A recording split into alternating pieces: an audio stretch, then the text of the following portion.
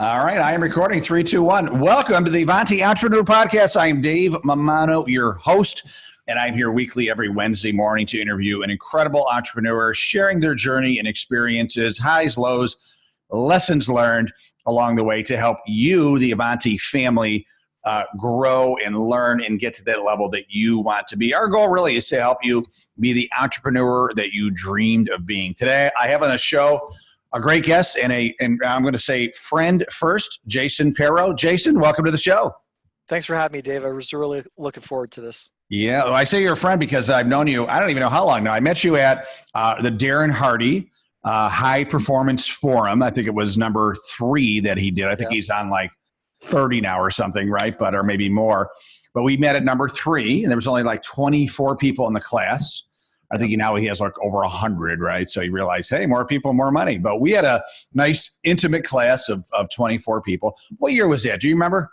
It was 2012. And so it's been 8 years almost since that we've known each other. Yeah. And I think they're on like 30 something. I hadn't been paying attention and I caught it recently. And there's like 100 people per group. And it's big time. Yeah, well, that's when Darren would return my calls. Now, I think I'm just an old number to him, but I still respect him. I still use a lot of his learnings and a lot of the things I learned at that course and beyond been very, very impactful. So, But Jason, I want to really dig into your journey. So we met and so you had gone there because you had just launched your real estate business, right? Well, sort of, yeah. I had been. My wife and I had been buying real estate since 2001. Both had day jobs. And fast forward to 2012, we had built up the real estate portfolio large enough to be able to walk away from our day jobs. So I had recently quit my job. At the time, had about 300 rental units, and just figured I needed a kick in the butt, and just being outside of that corporate world, corporate structure. Just wanted to surround myself with other business owners and, high performers and things like that. Yeah. So you're one of these guys that, I mean, you're a mad scientist entrepreneur, right? I mean, you had the grit to put it all on the table and just, really step by step build your empire. And you did it while you had another job. I believe you were in medical sales for a while, right? Correct. Yep. Medical device sales. Yeah. What made you think about like, hey, let me buy a unit here and see how it goes? How did that revelation come to you?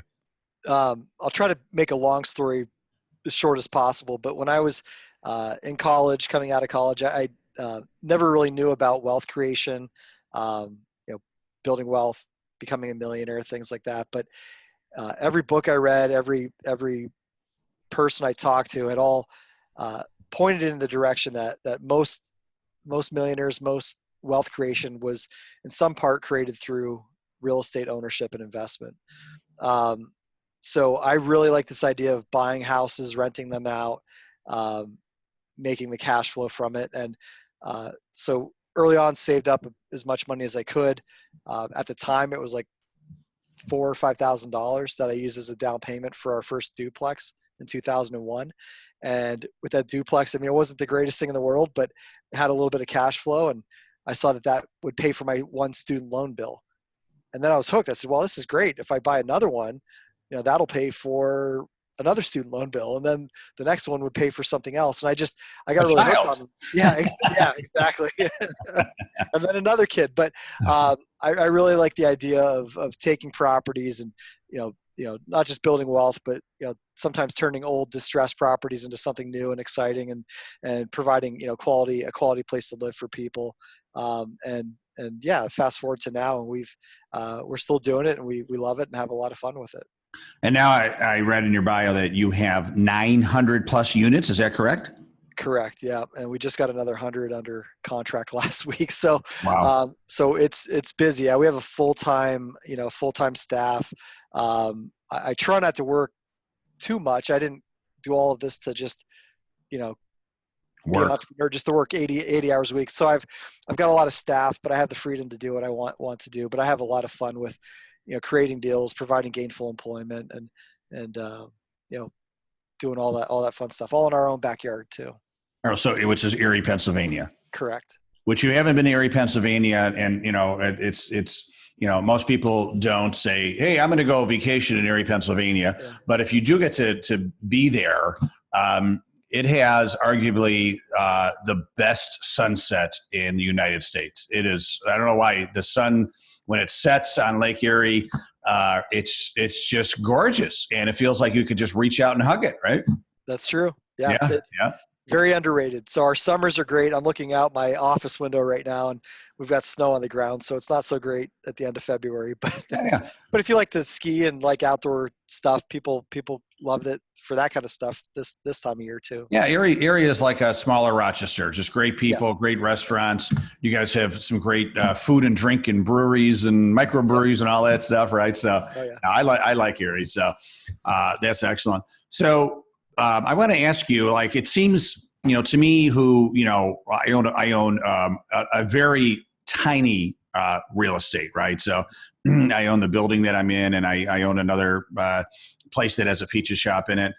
So all in all, it's you have 900. Now you have 1,000. I have, let's see, how many tenants do I have? 6, right? 6. So I can manage that, right? But the thought of 1,000. I mean, I love a good challenge, but even that gives me anxiety. And the fact that I also can barely pick up a hammer to fix something. I mean, how do you manage that? I mean, are you even if you are handy? I mean, at some point you say, I can't do it all, right? I mean, you get to maybe 50 units, you have to give up, right? How do you manage 900, 1,000 plus units? It just seems overwhelming to me. So the short answer is got to have a team. I am not handy. I never have been handy. That's something I learned early on in this business. So it kind of goes back to that old lesson of hire people that are better than you at various things. My wife won't let me paint to this day. She's like, you suck at painting. You're not allowed to paint.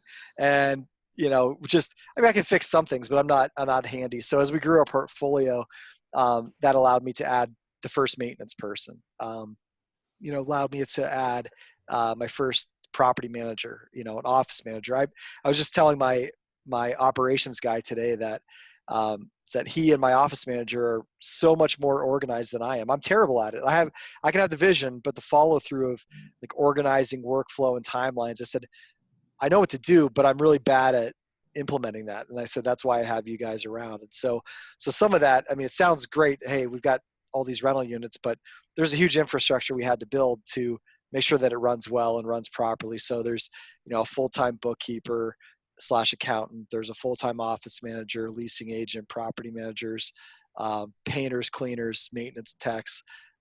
So just building out a payroll and a system to be able to handle the day-to-day apartment turnover, maintenance requests, all of that kind of stuff. So allowed me to do what I enjoy doing, which is working on the business and not in the business.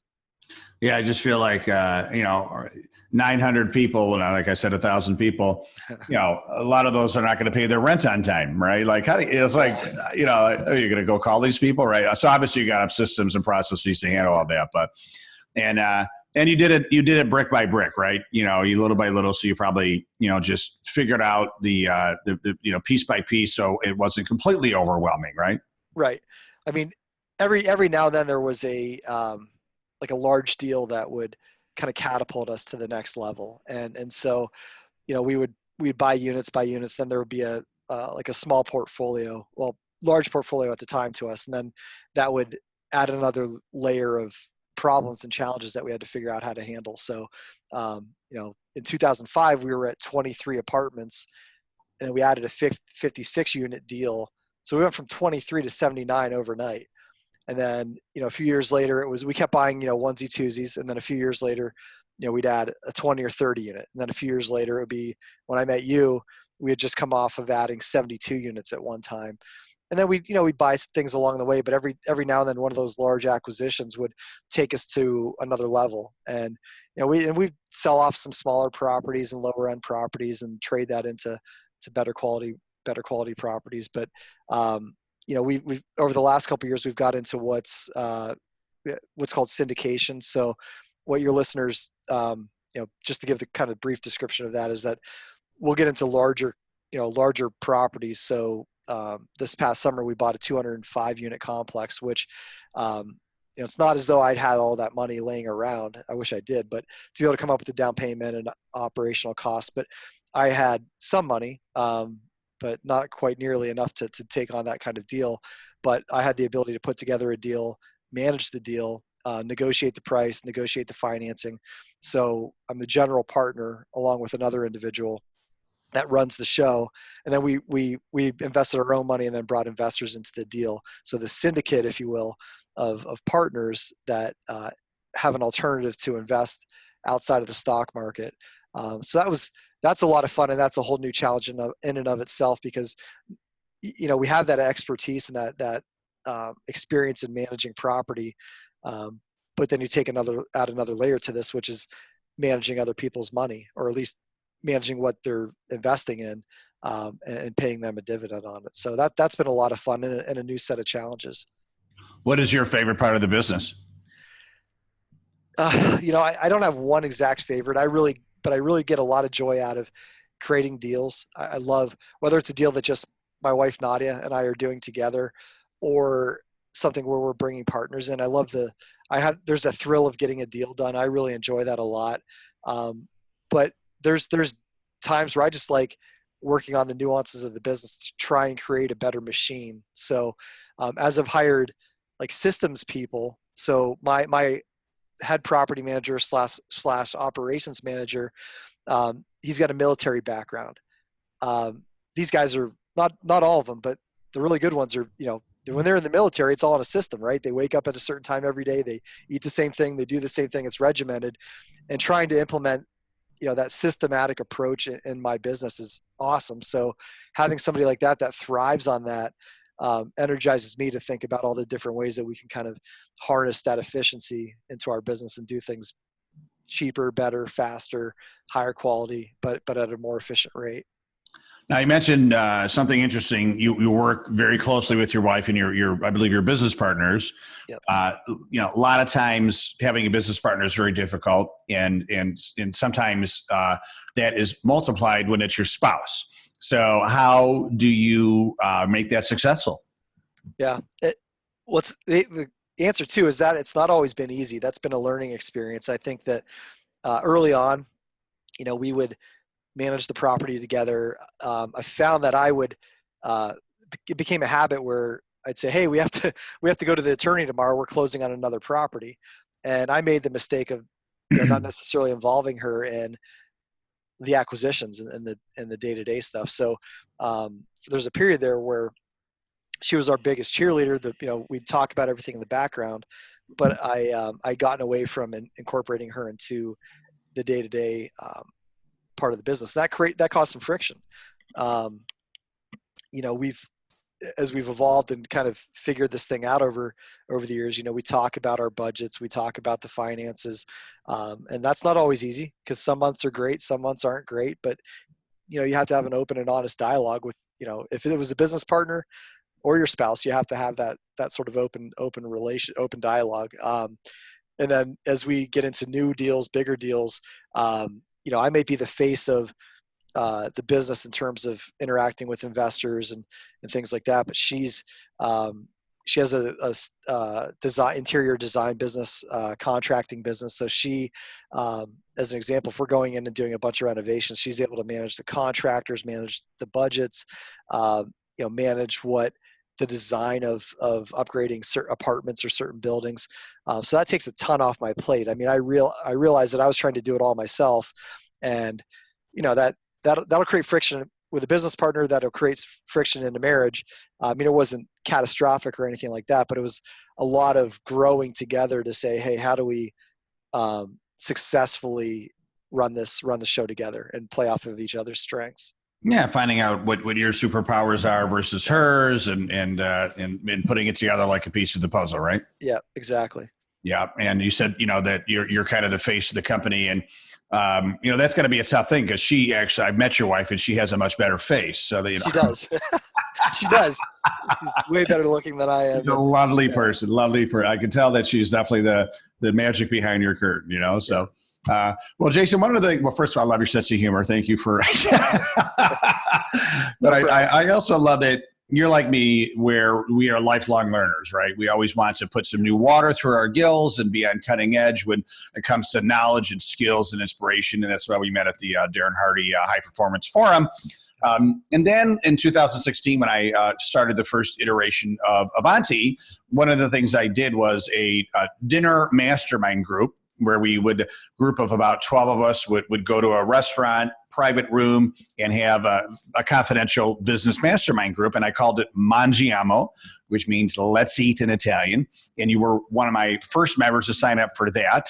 And that was wonderful. And that actually evolved into Avanti, and then our peer groups and monthly meetups in here in Rochester as well. So that, and then I'm leading up to the fact that I had another project come up where I announced last year that I wanted to put together a book of people that were willing to share their stories of, crashing and almost burning. It's a question I ask on my podcast quite often. And when I ask that, the entrepreneur usually says, which story do you want? Right? We've all been there. And it's because, we often see, especially beginning stage entrepreneurs, we'll see all these successful people and they look like the whole social media Facebook story. Everything is fantastic, right? But if you look behind the curtain, there is a crap storm going on. But there's some good times and bad times, and we often don't hear about the bad times, and so that's why I asked that question, and it's almost therapeutic to know that even really, really successful people have had some like very painful downturns, but got back up again to fight and live for another day. So what I went out online and asked for people to take part in a book I was putting together about sharing one of these stories of crashing and almost burning. And you were one of the first ones again to say, hey, Dave, I want to write a chapter.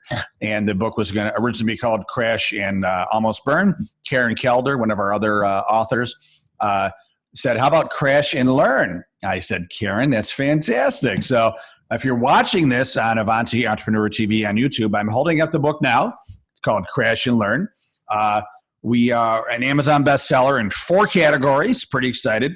And now I'm holding up the back of it, and you can see Jason's lovely picture. So, Jason, you wrote a chapter about your Crash and Learn experience. And can you kind of, share that experience with us on the podcast? Sure. One of the things that,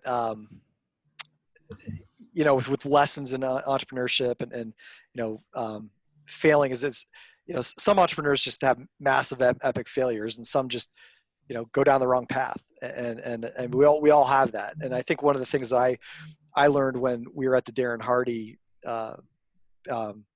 High Performance Forum together, is that a lot of these choices, or a lot of these results, are from like incremental daily choices, and you can be off kilter. And for me, my crash and learn experience was just, I had worked so hard to be able to leave my day job. And so I was making great money in a W-2 income job, but I was working crazy hours. There was a ton of demands with that. And as we grew our real estate business, there became a lot of demands with that as well.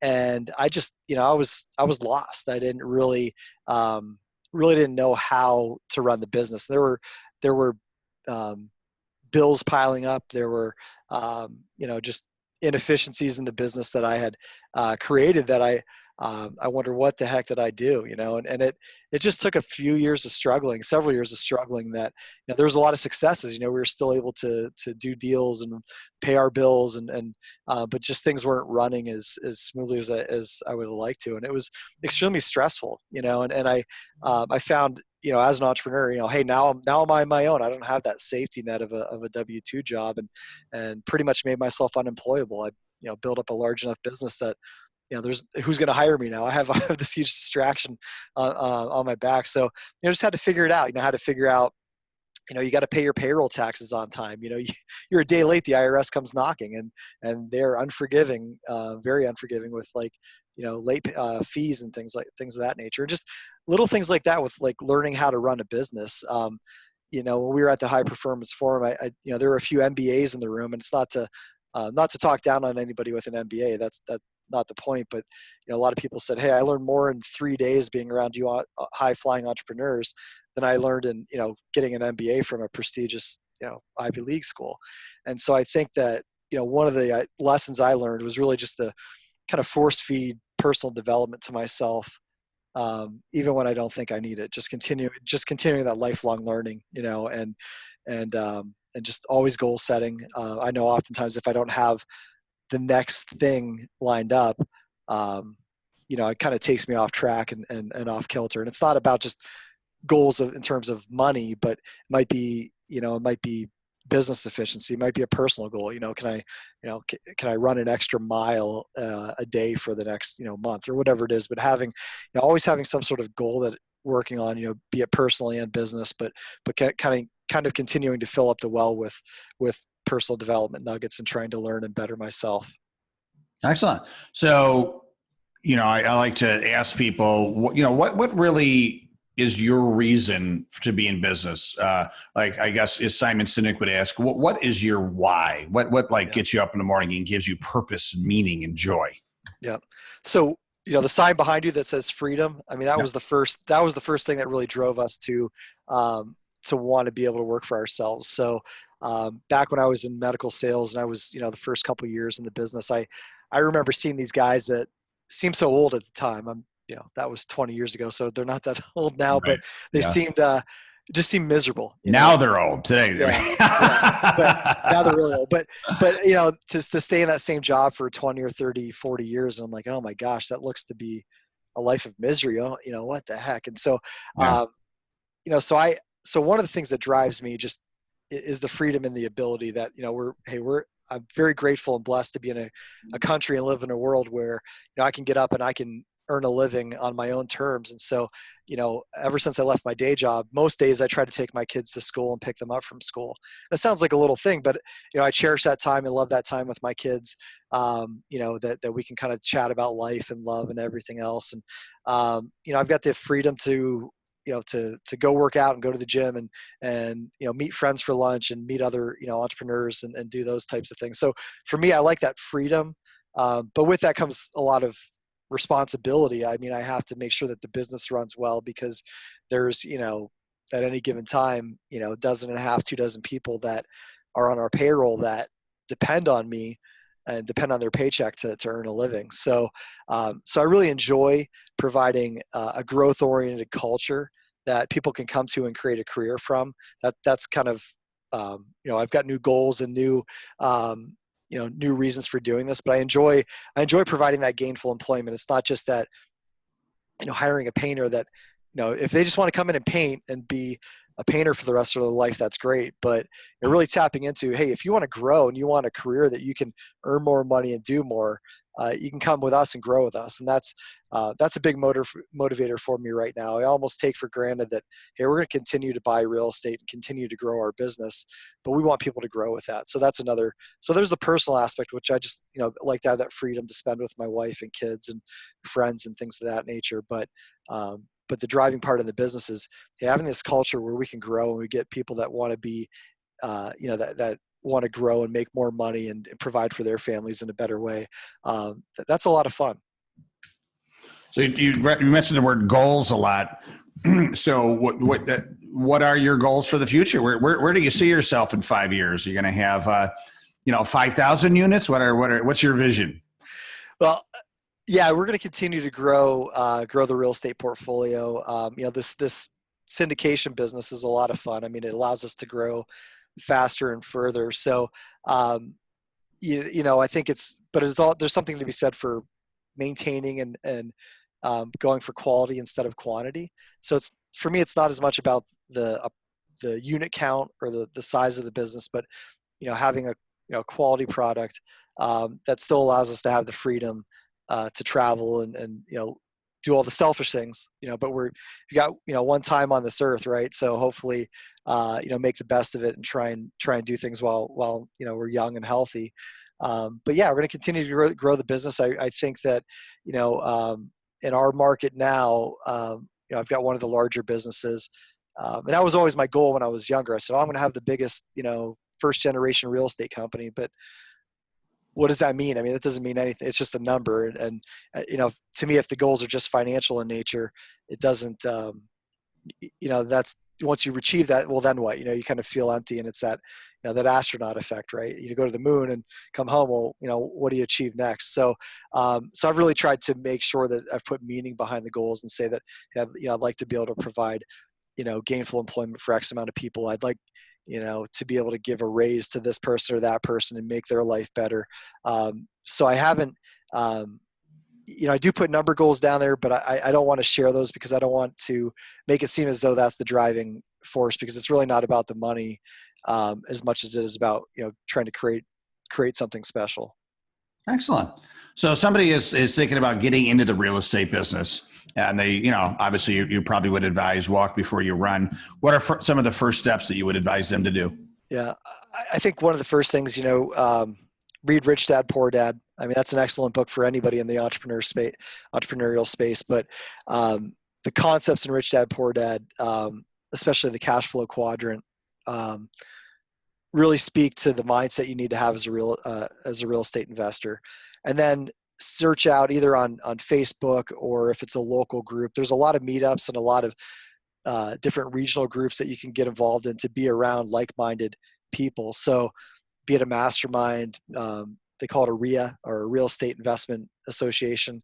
But, if you're in Rochester, for instance, find those people that are doing what you want to do and surround yourself with those people. And so, start saving your money. If you're going to buy a single family home or a duplex, get that experience, and then figure out what niche you really like. Some people love flipping houses. Some people love, they just want to have enough property to manage themselves. They don't want to grow. But explore those different areas, those different niches that you can, that you can get into, and then sort of subspecialize, and then get into the groups that are doing just those types of things. And I can't speak to enough to the power of a mastermind. So when you get into a business, whether it's real estate, tech, marketing, whatever, but if you surround yourself with those people that are where you want to be, it's just generally, this is a very broad statement, but it feels like most entrepreneurs, especially in real estate, are a very giving bunch. And so I just have so many people I see that are young and starting out, that if they just start talking to the OGs that have been in the business a long time, they're going to get so many tips and nuggets, essentially for free or for the price of a cup of coffee or a lunch, that they don't have to spend tens of thousands of dollars. They can if they want to, and that may take them further along. But if they're just getting started, just talk to people that have done it and figure out which direction you want to go with it. Yeah, that's great. Well, I know personally that you're a very giving soul and willing to help people. You would never view them as competition. You would view them as just fellow, comrades in the field, right? And high tide raises all the ships. So, Jason, if people do want to reach out to you and learn more about you, where can they go? They can reach me on my website at perrorealestate.com. If you want to put my email in the show notes, happy to have anybody email me, which is jasonperro@yahoo.com. And I'm usually open to scheduling a free 15-minute strategy session, whether they're in real estate or any other, if they just want to kind of just quick conversation, they can book a 15, 20-minute phone call with me on Calendly. So my Calendly link is just calendly.com/Jason Perro. Great. Hey, Jason. Well, thank you so much, and congratulations on all your success. I look forward to, obviously seeing you and continuing our friendship. And congratulations on reaching 1,000 units. That's pretty super fantastic. I think you got to have a party, and maybe in the summer in Erie, and we can watch the sunset. And I'll come. So, but no, I really appreciate your time and appreciate what you're doing. You're making Erie and the world a better place, and I wish you continued massive success. All right, thanks so much, David. Thank you, Jason. And thank you, Avanti family, for listening. I hope you get value out of this podcast. We have tons more over at AvantiEntrepreneur.com. We have, like I said, all of our podcasts listed, our event schedule, lots of content, a lot of other things if you want to learn more about Avanti at AvantiEntrepreneur.com. Make sure to also, if you're looking for some good reading, go to Amazon.com and look for Crash and Learn Lessons in Business.